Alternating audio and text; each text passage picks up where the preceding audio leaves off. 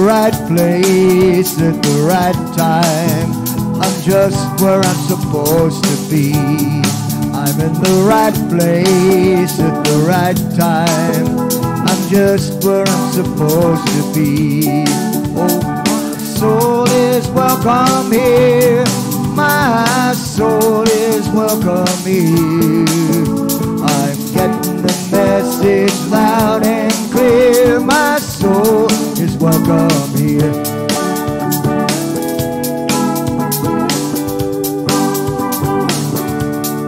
I'm in the right place at the right time. I'm just what I'm supposed to be. I'm in the right place at the right time. I'm just what I'm supposed to be. Oh, my soul is welcome here. My soul is welcome here. I'm getting the message loud and clear. My soul is welcome here. Oh, my soul is welcome here. My soul is welcome here. I'm getting the message loud and clear. My soul is welcome here.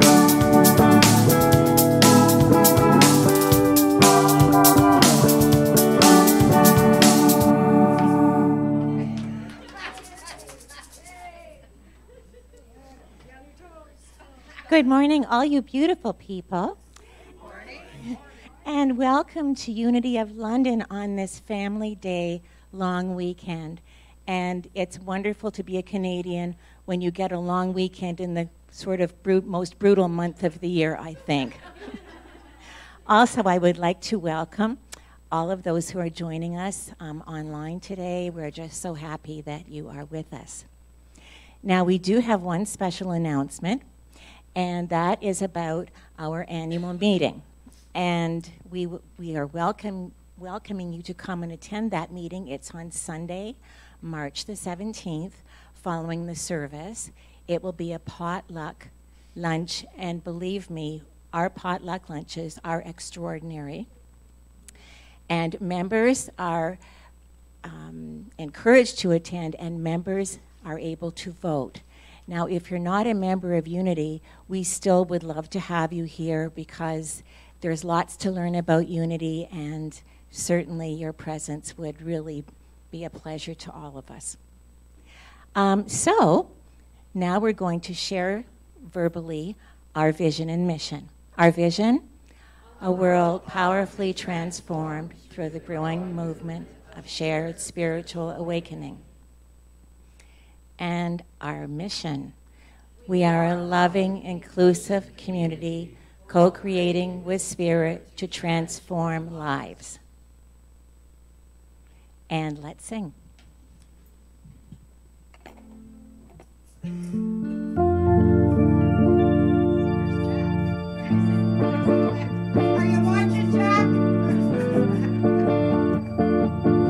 There was a time in my life, thought I'd have to do it all for myself. Didn't know the grace of God was sufficient. Didn't know the love of God was at hand. Discouraged, struggling just to make it through another day. You gotta let it go, let it all go. And this is what you have to say. I release and I let go. Let the Spirit run my life, and my heart is open wide. Yes, I'm only here for God. No more struggle, no more strife. With my faith I see the light. I am free in the Spirit. Yes, I'm only here for God. Release and I let go. Let the Spirit run my life, and my heart is open wide. Yes, I'm only here for God. No more struggle, no more strife. With my faith I see the light. I am free in the Spirit. Yes, I'm only here for God.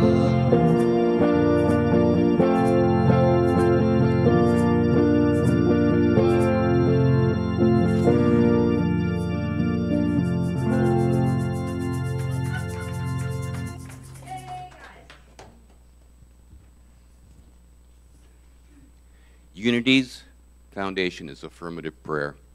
If you wish prayer for someone else or for yourself, you are invited to use our prayer box, just right up here. Put a first name only on a piece of paper and place it in the box. No need to explain the situation, as the Spirit is all-knowing. It will be prayed over here at Unity by our prayer angels for 30 days and then sent off to Silent Unity for additional prayer. Remember, 24 hours a day, you can call 1-800-NOW-PRAY to reach Silent Unity, where people have been praying for over 130 years. If you wish private one-on-one prayer, we have a prayer chaplain available to pray with you following today's service. You can meet our prayer chaplain in our prayer room, just out along Fellowship Hall to the back. Today's prayer chaplain is Pauline. Please come forward and lead us in prayer.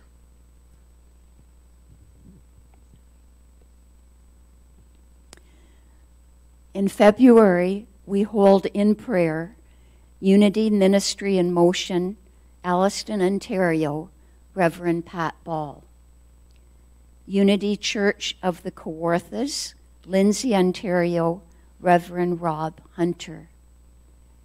And we hold in prayer also anyone who's watching, our friends in Unity who are far away, and those who are with us right now.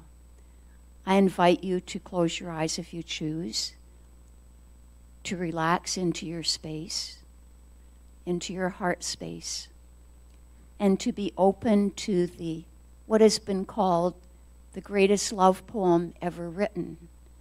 In Corinthians, love is patient, love is kind, it does not envy, it does not boast. Love always protects, always trusts, always hopes, always perseveres. And as love manifests in you, it can show up in so many different ways. The romantic love you may share with a partner, the loving service you may give to a stranger, the loving hug you may exchange with family members and friends, the loving thoughts you may send out to anyone you meet in every situation. I invite you right now to whisper the names of anyone you are holding in special loving prayer.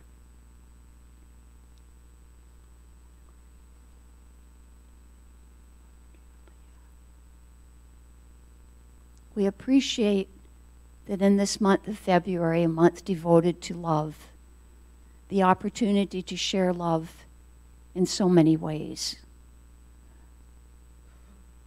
and to share loving thoughts.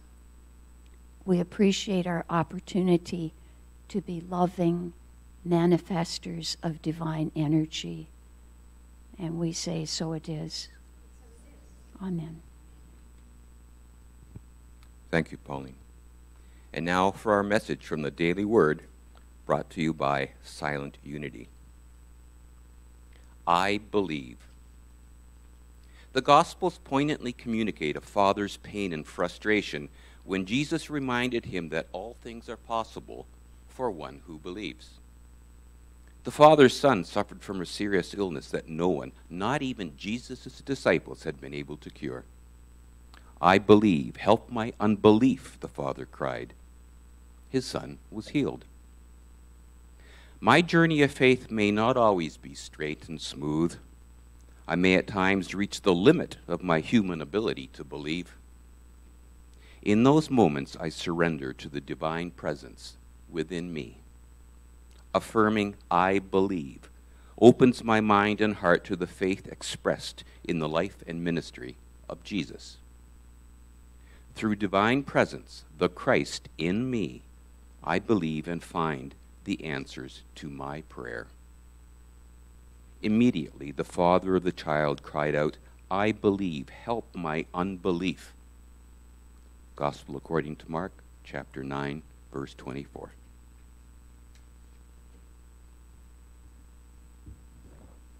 Ladies and gentlemen, some people just need no introduction at Unity. Jake and Julia.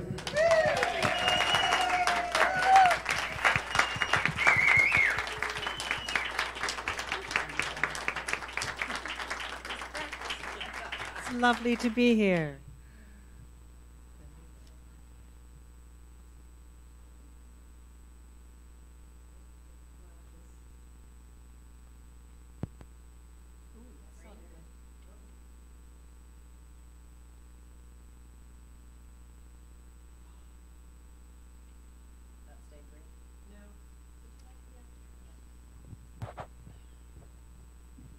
Technical difficulties brought to you by... Thank you. How's this one? Good? There we are. That's better. We're going to do 2 of Jake's songs today. And on the theme of love, this one is really about a love of nature and the life-affirming joy that comes from participating in it.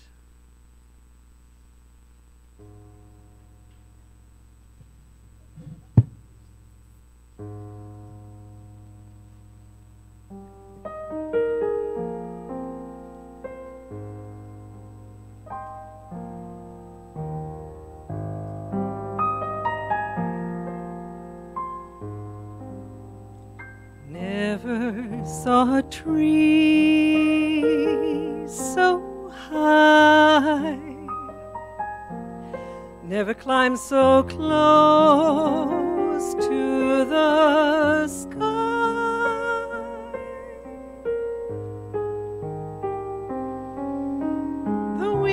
The wind is laughing with me.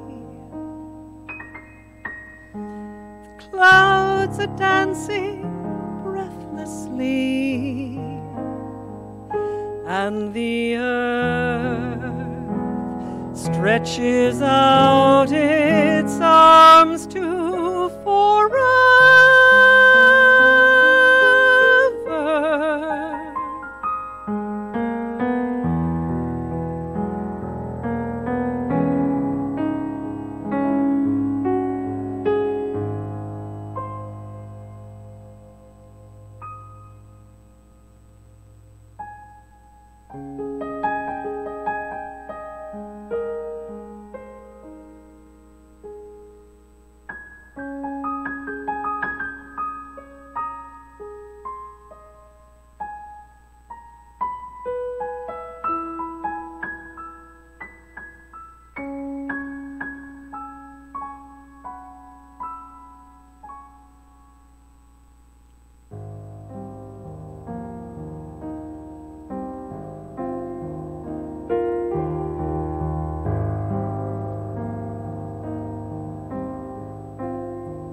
Jamais je n'ai vu si loin,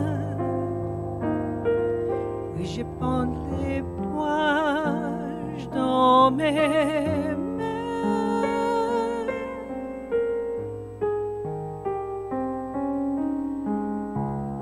Le vent s'amuse avec moi. Les branches me donnent des gemmes du bois, et la terre me prend en passant vers l'horizon,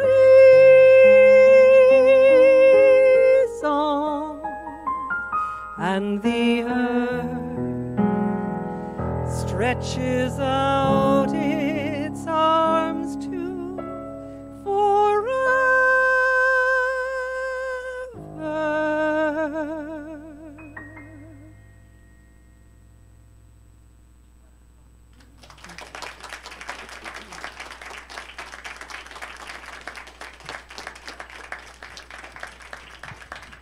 Now, if we're really lucky, I may be able to persuade them to come back and do another one. So.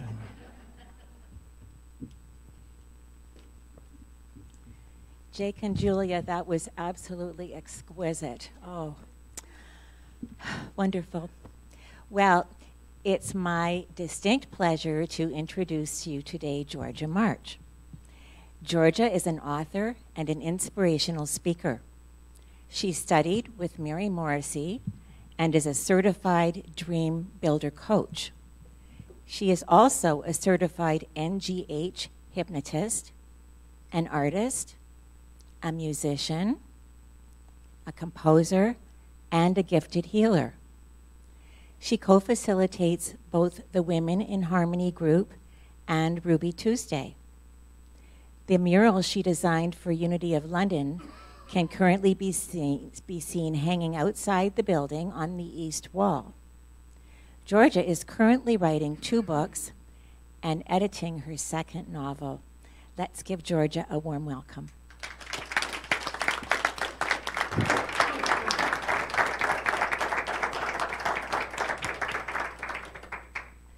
Good morning, everyone.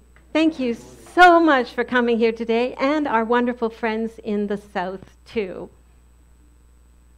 Okay, I've forgotten how to use this one. Good. Works. I would like to first share with you what happened to me last Valentine's Day. So, I'm going to see my partner, David, and he knows that I'm coming. And it's a cold February day, but he's in the parking lot where I'm going to meet him, and he can't wait for me to open my door so he can hand me this beautiful I love you balloon. I spend a couple of days with him. We have a wonderful time. We go out, and all the time we keep talking about this balloon. Isn't this balloon great? This balloon is just filled up with love. Well, when I go home, I take the balloon out and I put it in my back seat, and it flies out of the car and starts running across these open fields in the country. And I start laughing, and I said, oh my gosh, can you imagine how people are going to feel when they open their door and see this I love you balloon? And so the next day, I phoned David and I said, did you hear on the news that an unidentified red object has been seen crossing the border?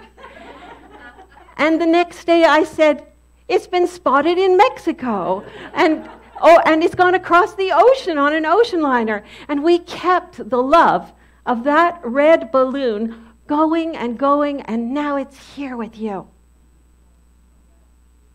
Whatever inspires you to love, let it grow. Let it be. Today, I want to share with you some love stories. Some of them are funny, some of them are wonderful, and some of them are a bit yucky. That's what happens with love. It's not always as smooth as you think it's going to be. I hope that by the end of this share, that something will inspire you to live a little more in love. Now, Emily Cady, in her book, Lessons in Truth, says, all the love in the universe is God. Well, let's see how that applies. A long time ago, about 50 years or so, or maybe 70, coal was the main source of heat for a lot of people here in Canada. And that meant that we had a lot of coal mines and coal miners. I'm about to tell you a true story. It gets very cold and lonely going into coal mines. The men go in at the beginning of the day when it's still dark outside. They spend the whole day in darkness and dirt. And when they come out, it's dark. They don't always get to work side by side, and it's very lonely. In the coal mines, there are a lot of rats. And so the men who were working in the mines would adopt a rat. They'd give it a name, and every day at the end of their lunch meal or dinner meal, there would be one piece of bread that was so covered in coal dust that they couldn't eat it, but it was a nice meal for our little rat. Anyway, this one man had this rat that was coming all the time. We'll call the rat Ralph. And Ralph the rat, this one day he comes in, he doesn't take the bread. He leaps up and he bites the man's hand, and the man goes, hey. And the rat comes up and reaches up to bite him again, and he says, hey, and he does it a third time, and finally this man, he gets up and he moves out of the way to throw a piece of coal at the rat, and the whole ceiling behind him falls down. Love is in everything. I was in Senegal, Africa, and I had just arrived there, and I had the worst case of head lice you can ever imagine. For several weeks, I had been buying whatever I could get to try and get rid of these head lice, and I couldn't. One day, I went with a friend who I had made there to visit his sister. She lived in the country a little bit, and when we got there, I said, would you mind if I lay down? But I want to tell you, I have head lice, so I don't want to, get these head lice all over here. And she said, oh, don't worry. She sat down, she put a pillow on her lap with a cloth, and she said, here, lie down. And she began to pick out every single one of those head lice. You can imagine, this took a long time.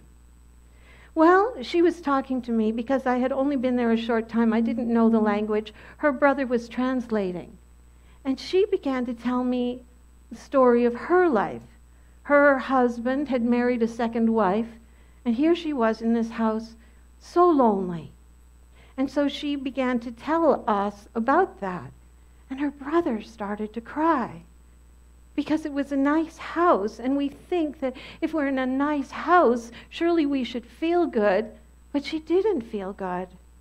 And while she talked, I made little suggestions. Well, is there something that you like to do? Yes, she liked to sew. Yes, she liked to make jewelry.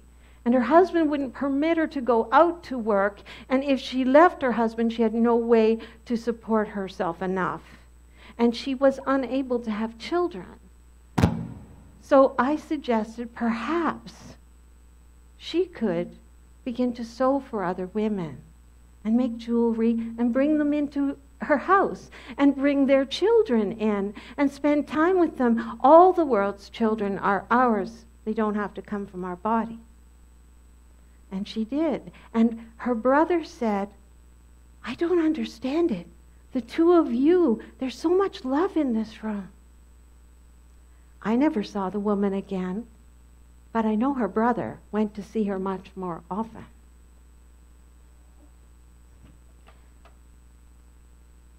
Now, I'm sure you might be thinking, okay, Georgia, I understand that love is in everything. There's nothing outside of love. But isn't there something more than rats and head lice and balloons? Absolutely. I would like to read you a love letter. We all have relationships. This one is a love letter of gratitude. Dear Mom, I'm sorry that you weren't a better mother. I can't say that you did your best because I really don't know what that is. I accept that you did something. You had me, and I'm great. So I just wanted to say, I love you. You did well in spite of yourself. Love wins every time. Your daughter, Starfish. P.S. I changed my name to one more appropriate for a corporate lawyer. P.P.S. Please cross me off your list of people you'd most like to reincarnate with.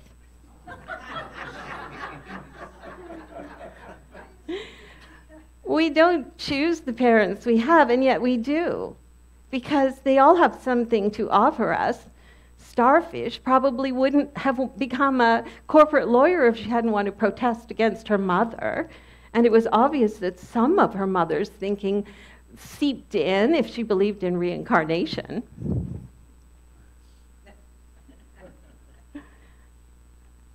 Let's talk about the Fillmores. Charles and Myrtle.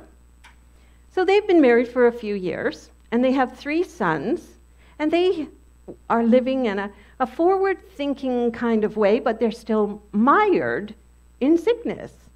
Myrtle has tuberculosis, and Charles has a leg injury from a hockey skating incident when he was a child that is plaguing him. They're in a lot of pain. So they go to hear a talk by E.B. Weeks.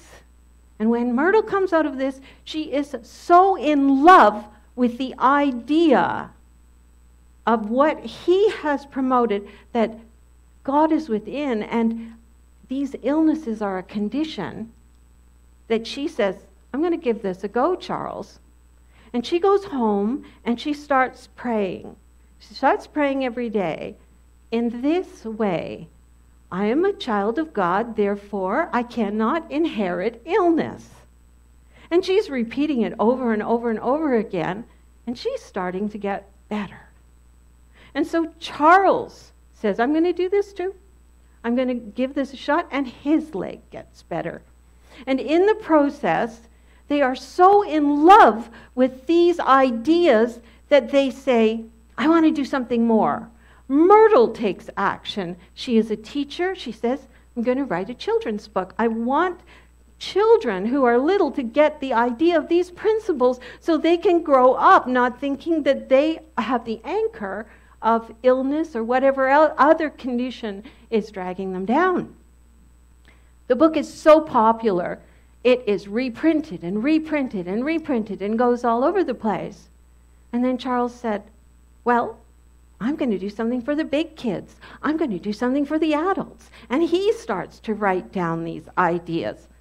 The point is that 125 or more years later, we are here because they lived in love of those ideas. Somebody here in this room has a wonderful idea. What are you doing about it?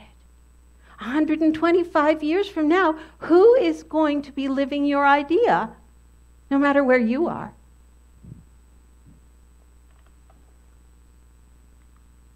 Love letter number 2.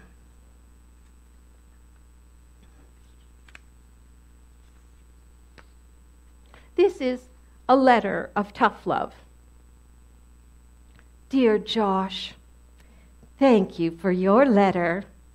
You can imagine my surprise upon reading it. 2 pages filled with superlatives about what a great dad I've been. Knowing my love of golf, the phrase you wrote comparing your inception to a hole-in-one, well, was to say the least touching. I appreciate the effort you've made. It was easy to see the struggle you had by the pizza stains and other identifiable ones on the paper.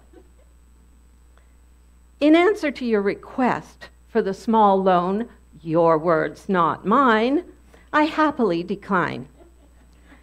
As you stated with such enthusiasm, I do strive to be the best parent I can be, and it would be remiss of me to lend you money when tough love is the obvious solution.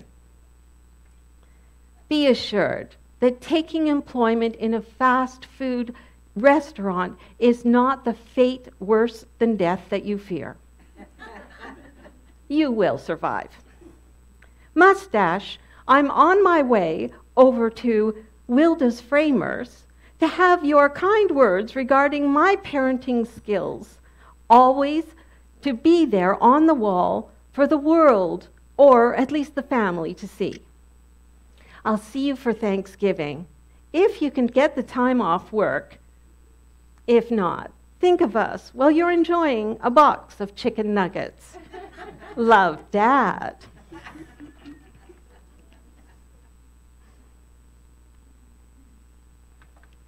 Loving me first. Angela was a woman that I met at a networking event There were 5 speakers, and I met her. We sat together, and she said, "Oh, I'm so excited to meet you. I heard you speak once before, and I know that you've traveled, and I actually have a ticket to go to South Africa, and I always wanted to meet you." And we started talking. And Angela said, "May I come and see you?" And I said, "Yes, of course. Come for tea." And when she came for tea, the reason she wanted to come was because although she had a ticket to go to South Africa, to go to an elephant sanctuary, she didn't have the permission of her ex-husband to go. And without that, she wouldn't be able to go. And she said, "I want to do this more than anything, but I'm so afraid I'm just going to have to let this go." And so we worked together. Now, Angela had quite a lot on her plate.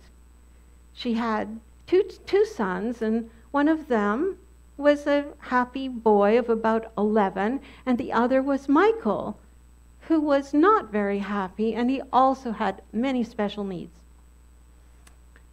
Angela felt guilt about leaving her children. She worked. She was a successful real estate agent, but she was often called to the school because there were issues with Michael. Michael was in a classroom with regular students, and every day he was disruptive. He couldn't help it. His body was screaming to be physical, and he couldn't understand what was going on. And so even having a personal support worker was not working. And Angela wanted to move her son to another school. She'd heard about another school, but her previous partner would have none of it. He said, "No, we're just doing it this way." She was really giving in to him a lot, and he went away many times and would give her no notice and say, "I'm not picking the boys up." And so she wasn't getting any breaks. Angela felt she had no friends in the world, and she was estranged from her family. I said, "Well, since you want something from your ex-husband, let's change your relationship with him." She said, "I can't talk to him." I said, "Exactly, let's not do that. Let's not talk to that man at all." I said, "But what you can do is, first of all, stop thinking of him as an ex, as something blotted out of your life. He's going to be there. He is going to be there all of Michael's life. If Michael lives to 30 or 40 or 50, this man is going to be part of his life too." And so he was going to be part of Angela's life. Previous, former. These are kind words about spouses that we've had before. When we got into relationships with them, we didn't do it because we didn't like them, because we had nothing good to say about them. So we have to go back to that point. And I suggested that simply, to go forward, she just begin by sending him love. Not from her head, only from her heart. She said, "I don't think this is going to do any good." I said, "Of course it will. Just send this love and give over to it." And so she's starting to make progress. And I said, "Okay, I'm going to give you an assignment a week. This assignment this week is to make a friend." I said, "No one is going to knock on your door and say, 'I want to be your friend.' You have to go out there and find one." And so she thought about it, and a neighbor that she talked to a lot of times in the summertime had made a good start with her. And so she went and she knocked on her door and invited her for tea. Well, didn't she find out that her little seven-year-old actually liked Michael? It was like a miracle. She didn't mind that Michael was having arms and legs flailing and throwing things and doing the things that Michael just thought were okay, right? And so they started to have tea together, and Angela didn't like her body. And I said, "Well, what can you do to love your body?" She said, "I want to run. I want to be a runner." And so she went to this new friend, and she told her, and her friend said, "I want to run too. After the kids get to school, let's run together." And they found a place that they could run in the wintertime, even on days when it was bad, indoors, so that they could keep the running going. So while they're running, they're building this beautiful relationship. And now Angela is open to meeting other people as well. Well, she gets stronger and she realizes that her relationships with other people in her family are not what she thought they were. She finds other areas where she's just been giving in and not being strong in herself and not loving herself and not taking her days off when she needs them. Angela had one experience after she left high school when she went backpacking in Europe for a little while, and she'd been living on that for the last 12 years. I said, you really have to get more of these incidents in. Well, she said, things have started to change with her previous husband. She said, there's not as much yelling on the phone. And she learned how to say, we're finished the conversation, perhaps before he had. And she stopped taking it on herself. She let him be whatever he needed to be as long as he was loving in her mind, in her heart. One time he came to their house and he actually started to yell at her older son, and she said, stop, you can't do that here. And he said, what?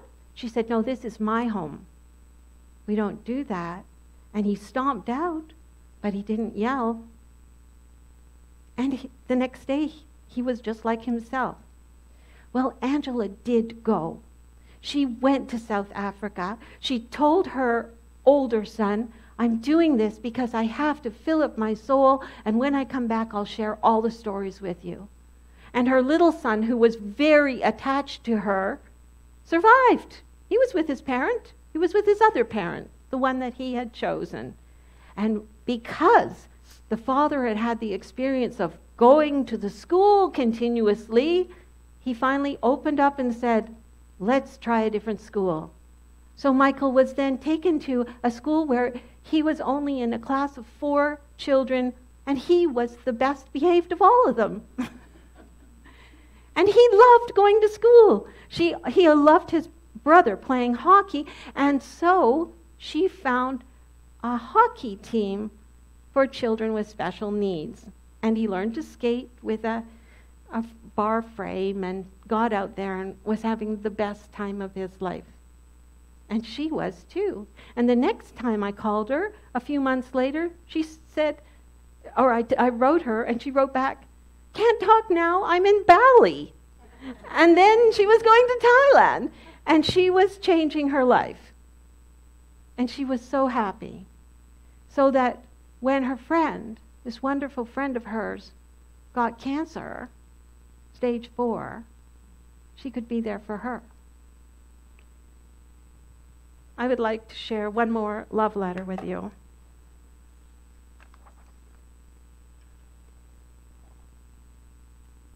Hazel. Remember a long time ago when we were first married, we saw that movie, I think it was called Love Story or something. Anyway, there was a line in it that was popular at the time. Love is never having to say you're sorry. We decided that was sound advice and tried to maintain that throughout our relationship. It was a pretty tough concept to live up to.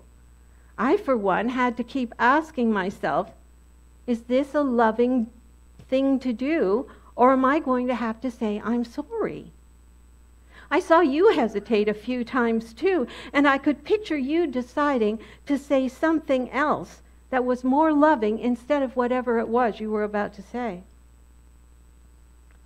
I think, in the end, we did pretty well. I received the divorce papers today, and I just wanted to say that, even now, I'm not sorry. The love we had was a great love. So I guess that idea is still valid. Love is never having to say you're sorry.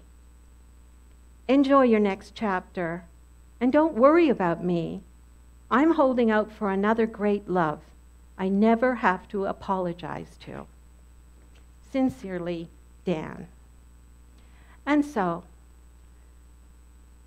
Let's take that into meditation.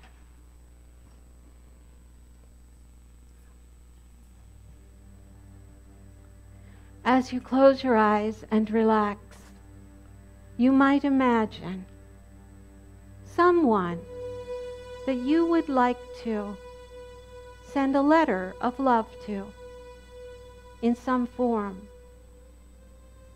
Or perhaps there is something or someone that looks like they're disguised as a rat when actually they're just another message of love coming toward you. You could center on your heart, on that place where all the love comes from, and ask yourself, is there someone who needs a little more love today? And you could just send it. You don't have to pick up the phone or do anything physical. And sometimes you might think, oh, I have to do more, but in reality, you don't. They will feel the love because you are the love. And eventually, that love filters through everything and everyone. And now, as we go further into the silence,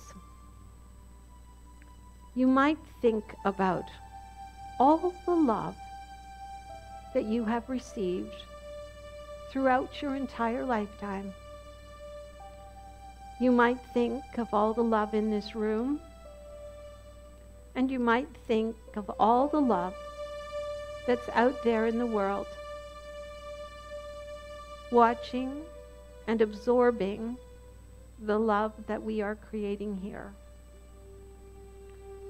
And if you find during the next few moments that your mind begins to wander a little bit, then just ground yourself once again in love. You might say, I am breathing. I am love. I am breathing.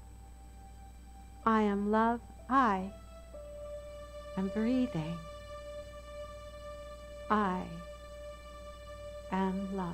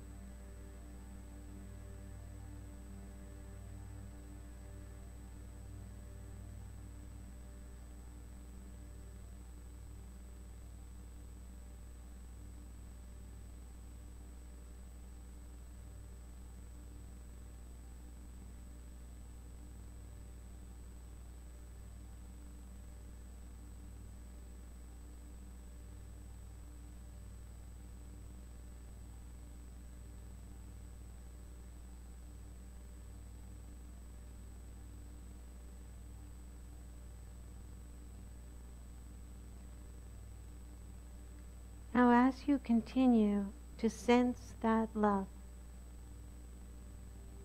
to feel that love emanating from you, holding it in your place and spreading out to the people beside you and behind you and way beyond this building and out into the atmosphere. You could hold that I love you balloon in your heart and take it everywhere. Just send it out and know that it's eventually going to land. And when it lands, you might be surprised to find that it lands on you.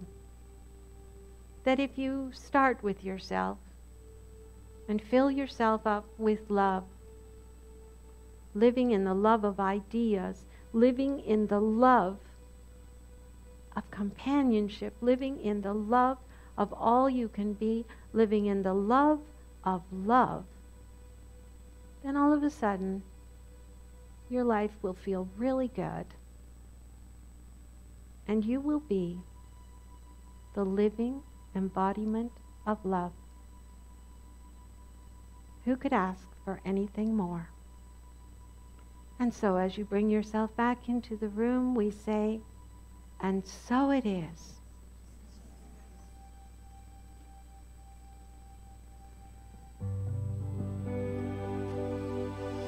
Hallelujah, hallelujah, hallelujah, hallelujah, hallelujah, hallelujah, hallelujah, hallelujah, hallelujah.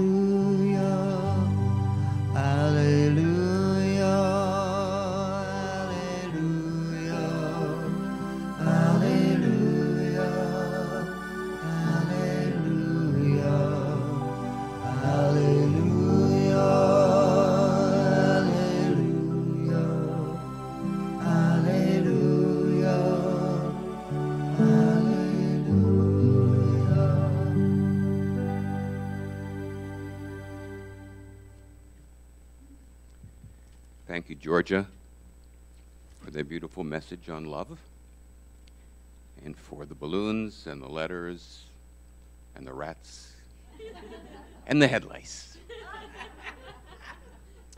Now it's time for giving and receiving of our tithes and offerings. Our unity principles teach us we are one with God, source, and so we give not to source, but as source. Giving has been described as a spiritual practice of radical generosity, insofar as the intent is to be an extension of spirit, tithing to that we wish to see flourish. Tithing as source is God in expression. At the back of the sanctuary, you will find intention cards. These may also be placed in the offering bag. This week, our prayer angels will uphold your intentions for what you want to achieve, either as a plan for your day or your life.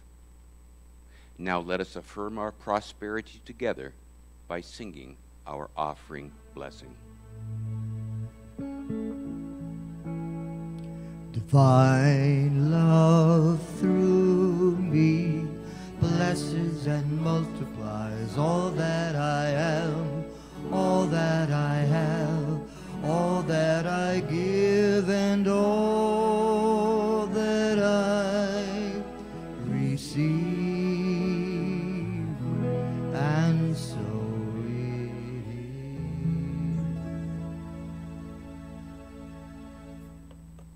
Once again, ladies and gentlemen, our very special guests, Jake and Julia.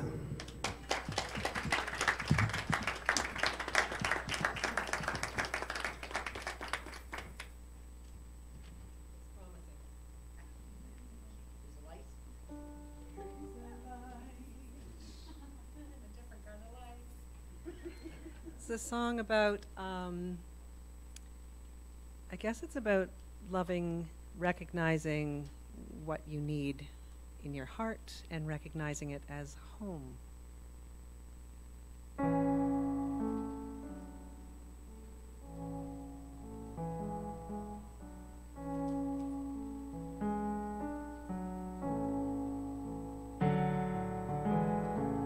I got a place near the river.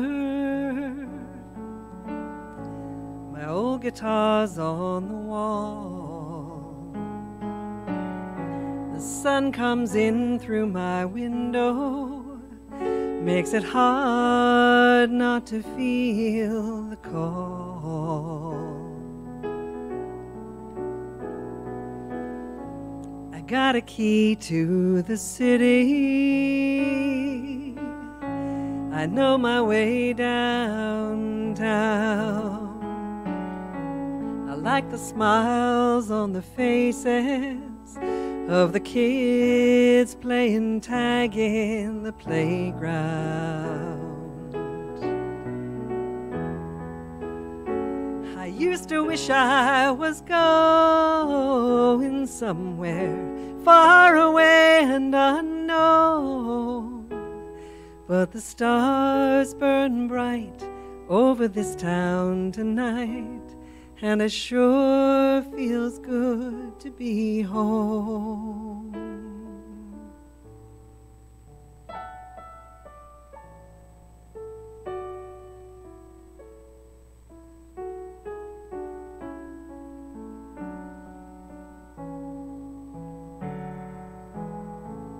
I had a long, lonely summer. The heat was on in my head. I lost a friend and a lover to the dreams that we grew up and shared. But every end is a beginning, and I'm just starting to see. The lucky child just keeps rolling like the music and the river and me. I used to wish I was going somewhere far away and unknown, but the stars burn bright over this town tonight, and it sure feels good to be home. Yes, the stars burn bright over this town tonight, and it sure feels good to be home.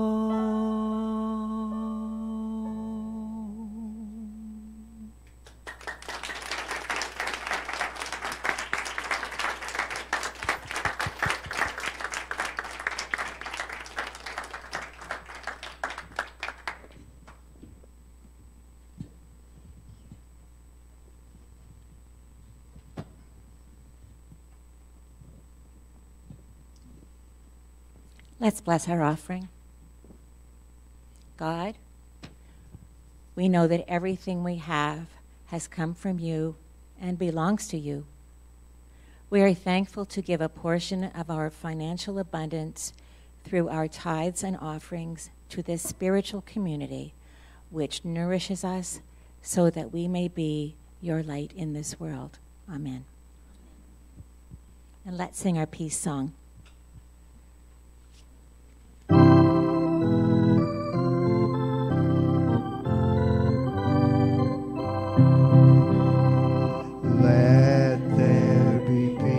On earth, and let it begin with me.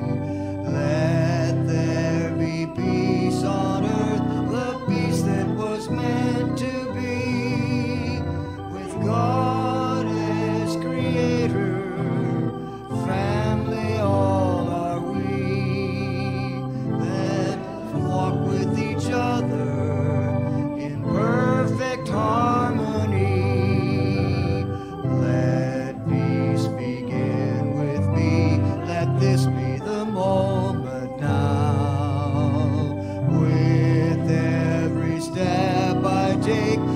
this be my solemn vow, to take each moment and live each moment in peace eternally. Let there be peace on earth, and let it begin with me. And remember, love is in us, love breathes through us, and no matter what form it takes, love is everywhere. Let's do our prayer for protection. The light of God surrounds us, the love of God enfolds us, the power of God protects us, the presence of God watches over us. Wherever we are, God is, and all is well. Yea, God.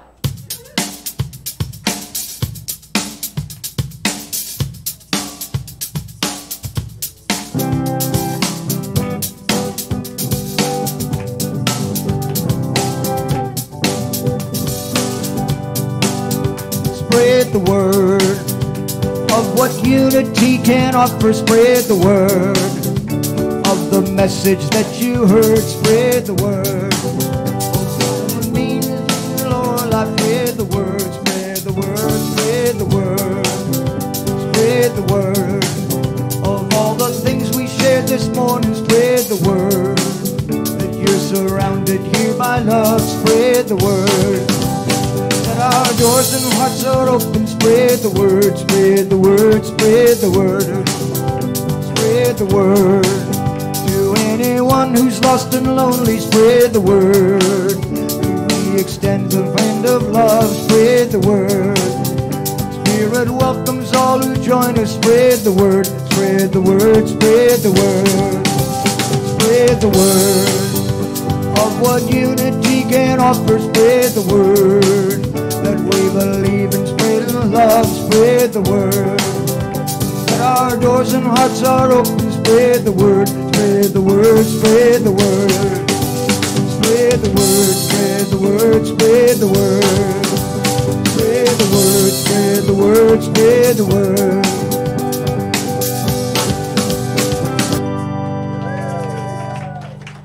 Have a great week, everybody, and thanks again to Jake and Julia.